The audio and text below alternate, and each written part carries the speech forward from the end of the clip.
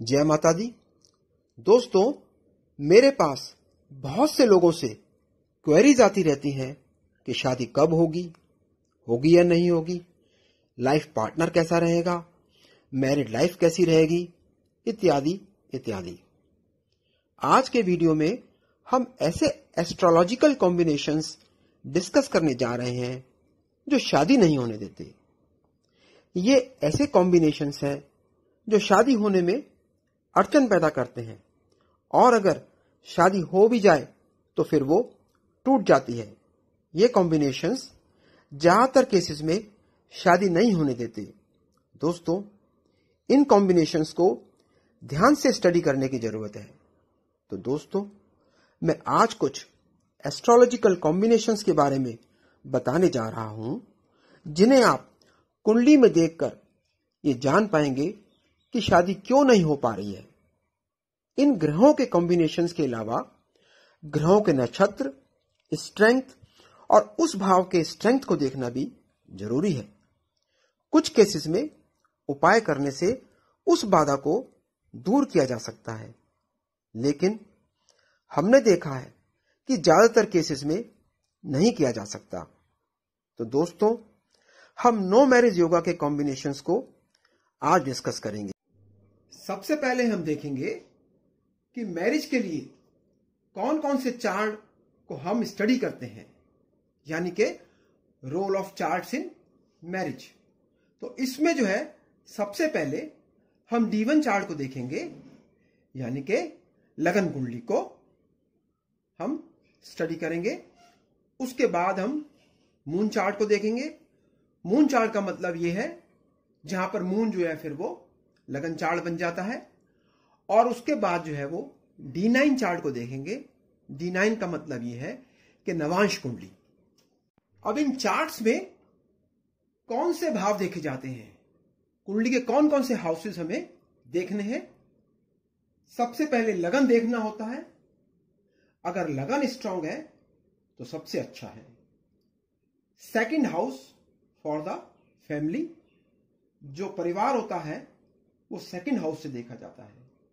दोस्तों, 12th house होता है आपकी सेक्स लाइफ, यानी कि आपके बेडरूम प्लेजर। अगर सेक्स लाइफ नहीं है तो शादी का एक बड़ा पर्पस खत्म हो जाता है। 7th हाउस जो है वो हम शादी के लिए देखते हैं। 4th हाउस जो है वो आपके परिवार के सुख के लिए देखते हैं। 8th हाउस जो है वो आपके इन लॉज के बारे में जानने के लिए होता है। दोस्तों, अब हम जानेंगे कि मैरिज के लिए कौन से ग्रह देखने चाहिए। पुरुषों के लिए वीनस मैरिज का कारक ग्रह है। तो वीनस पुरुषों के लाइफ पार्टनर का कारक है। इसी प्रकार जुपिटर जो है वो फीमेल्स के लिए लाइफ पार्टनर का कारक ग्रह है। प्लैनेट्स का रोल मैरिज में इस प्रकार रहता है। 7th हाउस का लॉर्ड, चाहे वो कोई भी ग्रह हो, उसका रोल मैरिज में रहता है। वीनस का रोल लव और सेक्स लाइफ के लिए होता है। मंगल ग्रह आपके सेक्स और वाइटैलिटी के लिए होता है। मून एक दूसरे के प्रति लव एंड अफेक्शन के लिए होता है। जो प्लैनेट्स मैरिज को डिस्टर्ब करते हैं वो हैं सैटर्न, मैरिज को डिले और डिनाई करता है।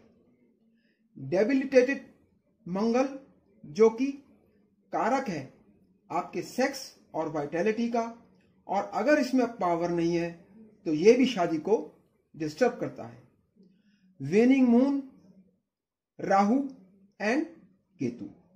तो दोस्तों, अगर हम समराइज करें तो मैरिज के लिए हम D1 मून चार्ट और D9 chart 7th house and 7th Lord को देखते हैं।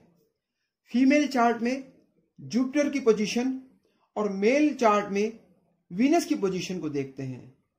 2nd हाउस फैमिली के लिए, 12th हाउस बेड प्लेजर के लिए, 7th हाउस आपके लाइफ पार्टनर के लिए और मैरिड लाइफ के लिए देखते हैं। सैटर्न एंड राहु मैरिज के लिए बहुत इंपॉर्टेंट रोल प्ले करते हैं। इसके बाद हम उन कॉम्बिनेशंस को देखते हैं जो डिपिक्ट करते हैं कि आपकी कुंडली में मैरिज का योग नहीं है या मैरिज सक्सेसफुल नहीं है। दोस्तों, एक बात का ख्याल रखें, केवल एक कॉम्बिनेशन के कुंडली में होने से नो मैरिज का योग नहीं बनते हैं। कम से कम 2 या 3 कंडीशंस ऐसी बन रही हों तब आप कह सकते हैं कि शादी का योग नहीं है। सिर्फ एक कॉम्बिनेशन से सिर्फ ये पता चलता है कि कुछ प्रॉब्लम्स मैरिज में हो सकती हैं, लेकिन ये कंफर्म नहीं करता कि मैरिज नहीं होगी। तो मैरिज डिनायल के लिए कम से कम 2 या 3 कंडीशंस का होना जरूरी है। तो सबसे पहली कंडीशन देखते हैं। यहां हमने काल पुरुष की कुंडली उदाहरण के लिए ली है। इसमें हम 7th लॉर्ड को देखते हैं। 7th लॉर्ड जो भी हो, अगर वो कुंडली के 6th, 8th या 12th हाउस में हो तो ये कॉम्बिनेशन बनता है नो मैरिज का। सो 7th लॉर्ड इन 6th, 8th और 12th हाउस ऑफ द कुंडली। अगर 7th लॉर्ड पर मेलिफिक ग्रहों की दृष्टि हो और 7th लॉर्ड सूर्य के साथ अस्त हो तो भी नो मैरिज का योग बनता है। 2nd, 4th and 12th house अगर इनके ऊपर मल्टीपल एफ्लिक्शंस हैं, सिर्फ एक एफ्लिक्शन नहीं बल्कि मल्टीपल एफ्लिक्शंस हैं, तो भी ये योग बनता है। जुपिटर और वीनस पुरुष या स्त्री का जैसा भी चार्ट हो, वो 6th, 8th या 12th हाउस में हो तो भी नो मैरिज का योग बनता है। दोस्तों, दूसरा इंपॉर्टेंट कॉम्बिनेशन इस प्रकार है। 6th, 8th, 12th इनके सभी के लॉर्ड या फिर किसी एक के लॉर्ड आपके 7th हाउस में पोस्टेड हो और 7th हाउस का लॉर्ड जो है वो 6th हाउस, 8th हाउस या 12th हाउस में पोस्टेड है और उसके ऊपर कोई बेनिफिक एस्पेक्ट नहीं रहता है, ये कॉम्बस्ट, रेट्रोगेट या डेबिलिटेटेड रहता है, तो ये नो मैरिज के लिए बहुत स्ट्रांग कॉम्बिनेशन बनाता है। एक और इंपॉर्टेंट कॉम्बिनेशन दोस्तों इस प्रकार है। 7th house, 7th Lord Jupiter या वीनस के ऊपर मेलेफिक एस्पेक्ट हो और 2nd लॉर्ड जो है, क्योंकि 2nd लॉर्ड आपकी फैमिली को बताता है, ये यदि 6th, 8th या फिर 12th हाउस में हो तो ये भी नो मैरिज का कॉम्बिनेशन है। शुक्रदेव या वीनस यदि 5th, 7th या 9th हाउस में पोस्टेड हो और मेलिफिक ग्रहों से अफिलिक्टेड हो, ये भी एक नो मैरिज के कॉम्बिनेशन को बताते हैं। वीनस और मरकरी ये यदि एफिलिक्टेड होकर 7th हाउस में बैठ जाएं, वैसे शुक्र 7th हाउस में अच्छा रहता है, लेकिन जब यही शुक्र एफ्लिक्ट होकर 7th हाउस में आता है और मरकरी एक नपुंसक ग्रह है, ये शुक्र के साथ बैठता है, तो ये नो मैरिज का कॉम्बिनेशन बनाता है। वीनस, सन एंड मून ये 6th, 8th या 12th हाउस में पोस्टेड हो जाएं, तो ये जातक का मैरिज का इंटरेस्ट ही खत्म कर देते हैं और इन ग्रहों पर कोई ना कोई मैलिफिक एस्पेक्ट भी रहता है जिनसे ये नो मैरिज का क्लियर कॉम्बिनेशन बना देते हैं। तो दोस्तों, ये कुछ क्लियर कॉम्बिनेशंस थे जो नो मैरिज को डिपिक्ट करते हैं।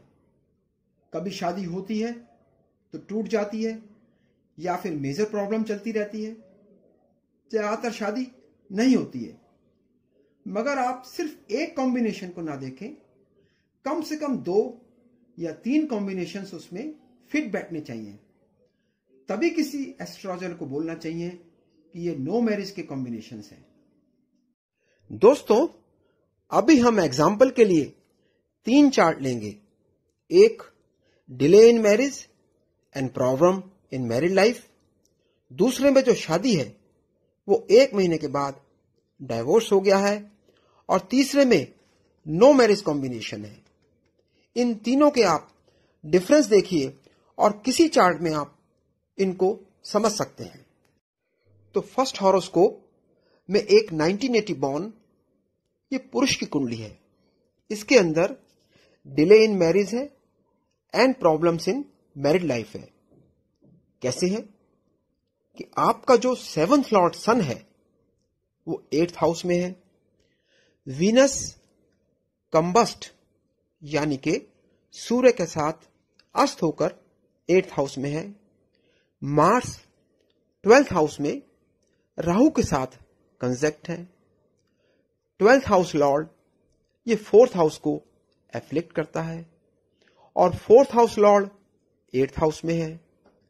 ये सभी कॉम्बिनेशंस ऐसे हैं जिसकी वजह से मैरिज में डिले हो रहा है, और डिले होने के बाद भी, शादी के बाद, there will be certain problems in married life.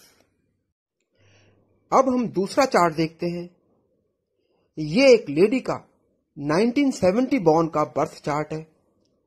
इसके अंदर इनका डाइवोर्स शादी के 1 महीने के बाद ही हो गया, और फिर इनकी शादी नहीं हुई है।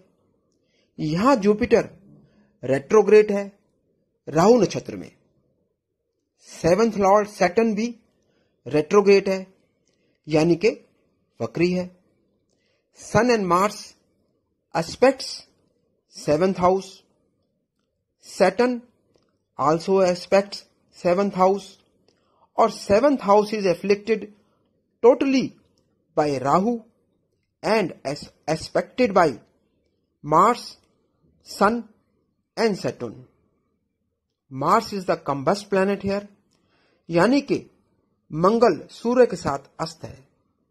इस केस में अगर कुछ रेमेडीज होती तो मैरिज कुछ लंबा टाइम चल सकती थी।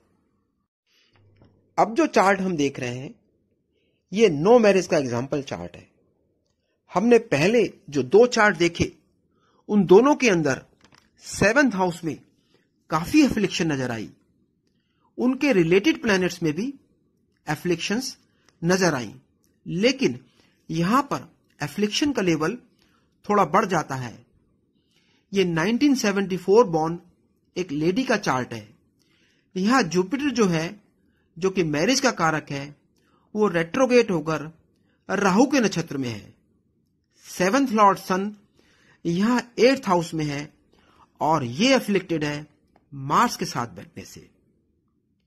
मार्स यहां 8th हाउस में कंबस्ट हो रहा है यानी कि सूर्य के साथ अस्त है। 4th लॉर्ड वीनस यहां 8th हाउस में कंबस्ट है। सैटर्न 7th हाउस को एस्पेक्ट कर रहा है।